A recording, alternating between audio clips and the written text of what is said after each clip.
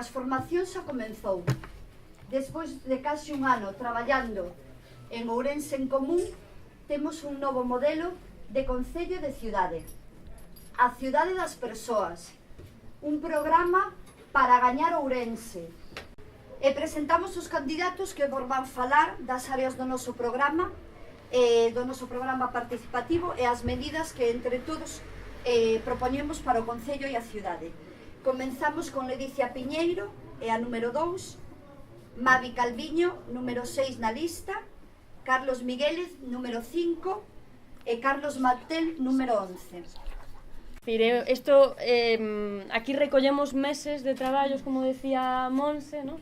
de pulsar a xente, de pulsar os barrios, de pulsar a pé de rúa, as necesidades, as propostas, e despois de pasalo todo eso as mesas técnicas, ¿no? Cun traballo riguroso, prudencia. O que neste programa, eu teño aquí, pero bueno, o que este programa moitas veces utilizamos a palabra sentido común.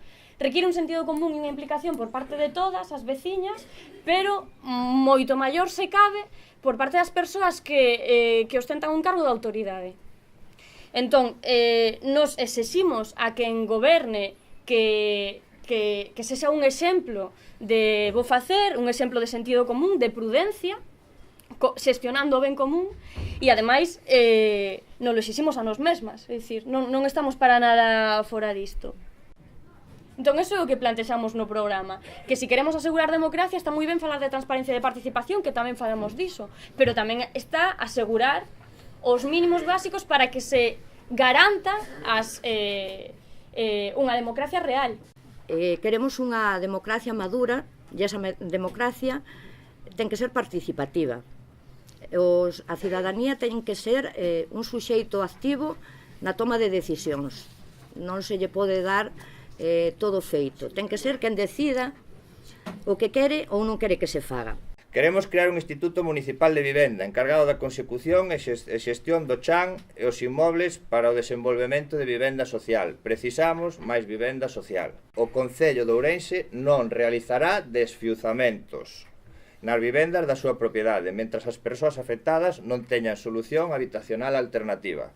Temos que ter un plan de emerxencia infantil no que os centros educativos e sociais poidan identificar coa colaboración dos equipos docentes e dos educadores da rúa casos de pobreza ou exclusión social.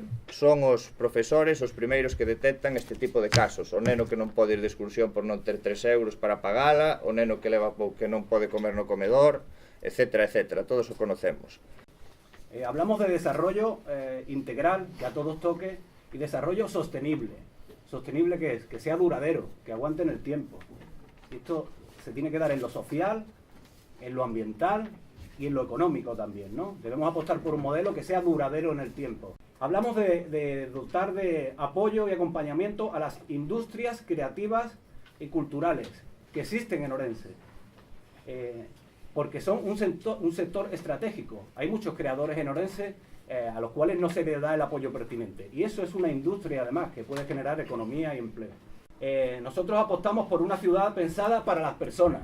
Una ciudad que sea saludable, segura, que invite a andar, que invite a desplazarse en bicicleta. Y para ello hay que cubrir las necesidades de movilidad de la ciudadanía, con un transporte público eficiente. Y apostando por la intermodalidad. ¿Qué quiere decir esto? Porque se conecten unos medios de comunicación con otros. Y una ciudad, una movilidad adaptada a la diversidad funcional, porque todos no nos podemos mover igual.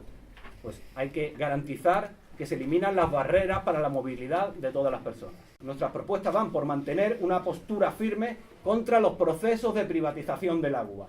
En toda Europa la gestión del agua había sido privatizada y en toda Europa se está remunicipalizando la gestión del agua. Ayuntamientos como el de París están remunicipalizando la gestión del agua. ¿Por qué?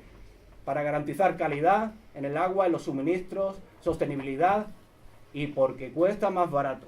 Moita xente pequena, en lugares pequenos, facendo cousas pequenas, poden cambiar o mundo.